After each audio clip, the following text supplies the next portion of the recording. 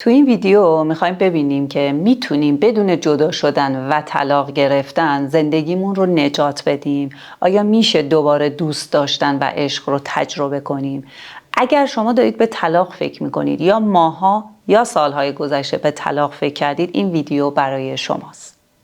سلام، من ناهید حاجی مقصودی هستم و اینجا همراز روانشناسی. تمام سعیم اینه که مطالب علمی روانشناسی رو بسیار ساده و کاربردی برای شما خانواده ها بگم. خیلی وقتا ما تصمیم قطعیمون رو برای طلاق میگیریم، بعد میریم پیش مشاور یا تراپیستمون و میخوایم ازش مهر تایید بگیریم و معمولا من در این شرایط جمله‌ای که دارم اینه که مطمئنی که نیاز نیست شنا کردن یاد بگیری بدون اینکه دریاتو عوض بکنی. به خاطر اینکه خیلی از تحقیقات و پژوهش‌ها و روانشناسای بزرگی که توی دنیا راجع به مسائل زناشویی صحبت و تحقیق کردن میگه که ما نمیتونیم رابطه خوبی داشته باشیم بدون اینکه چند تا مهارت مؤثر و مهم رو نداشته باشیم. پس شاید اون مهارت ها رو من و شما نداریم و نیاز نیست که رابطمون رو عوض کنیم. نیاز تمرکز کنیم روی خودمون و مهارت های کاربردی رو یاد بگیریم. داخل پرانتز بگم من از مسائل و مشکلات پیچیده زناشویی یا اختلالات و بیماری های روانشناختی صحبت نمی کنم تو این ویدیو. اونا حتما نیاز به کمک متخصص داره و حتی گاهی وقتا به استثنا پیش میاد که درمان اون رابطه طلاق و جداییه. ما داریم در مورد مشکلات معمولی تر و دم دستی زن و شوهرها صحبت میکنیم. خب حالا بریم با هم ببینیم این مهارت ها چیا هستن. یکی از مؤثرترین مهارت ها مهارت ارتباط مؤثر هستش که چند تا زیر مجموعه داره. یکی از مهمتریناش گفتگو کردنه، بعدیش شنونده خوب بودنه، بعدیش بیان کردن علاقه و احساس هست. مورد بعدی درخواست کردن سالم نیازها و مورد آخر احترام گذاشتن به شریک عاطفی. یعنی اینکه آیا ما اصول و قوانین صحبت کردن و شنونده خوب بودن رو اصلا بلدیم؟ مثلا بلد هستیم حس شنیده شدن رو به همسرمون بدیم؟ آیا وقتی داریم راجع به موضوع مهمی صحبت بکنیم میدونیم که نباید این شاخه با اون شاخه بشیم یا فلش بک به گذشته بزنیم؟ اینا جزو قوانین مهم ارتباط مؤثر هستن. آیا بلدیم به طور سالم نیازمون رو درخواست بکنیم یا اینکه یه جمله معروفی داریم و همیشه میگیم که خودش باید بدونه نیاز من چیه؟ یا مورد آخر احترام گذاشتنه. آیا توی ناراحتی‌ها و عصبانیت به خودمون اجازه میدیم کلمات توهین‌آمیز به همسرمون بگیم؟ تو نفهمی، درک نمی کنی، دهنتو ببند، خفه شو، یا خدای نکرده کلمات بدتر از این رو به هم دیگه میگیم؟ یا خط قرمزمون احترام گذاشتن به هم هست.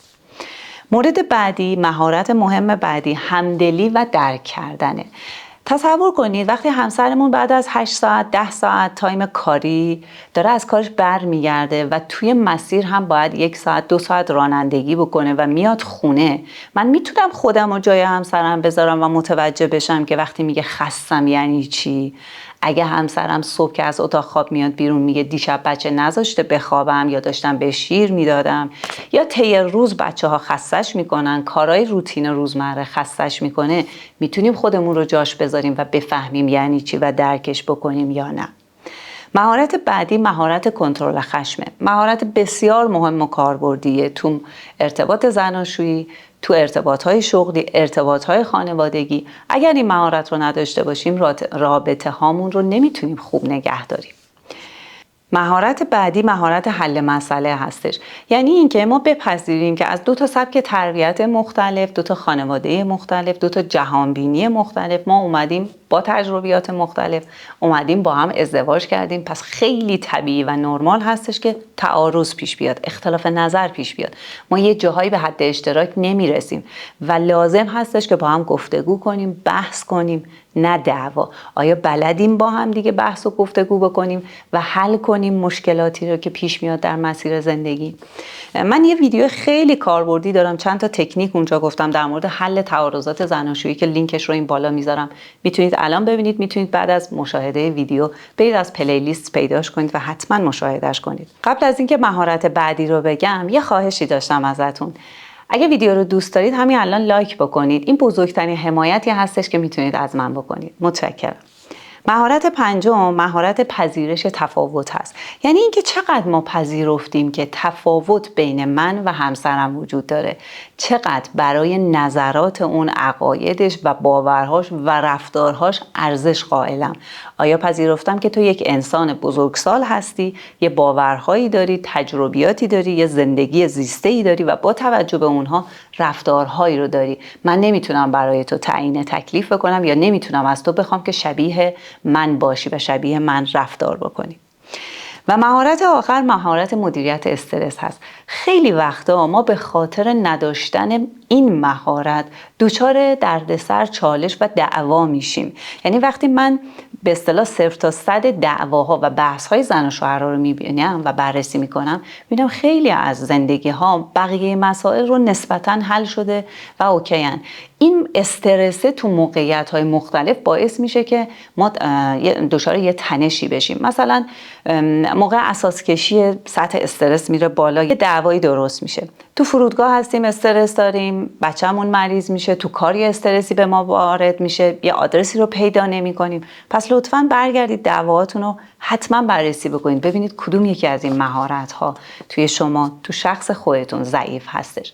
نکته خیلی مهم ویدیو اینه که ما این مهارت‌ها رو در مورد خودمون قراره بررسی بکنیم، به خودمون امتیاز بدیم و روی خودمون کار بکنیم. قرار نیستش که ببینیم که همسرمون این مهارت‌ها رو داره یا نه. شما کاری که میتونید بکنید اینه که با همسرتون با همین ویدیو رو ببینید که هر کسی سهم خودش رو پیدا بکنه و برای خودش تلاش بکنه.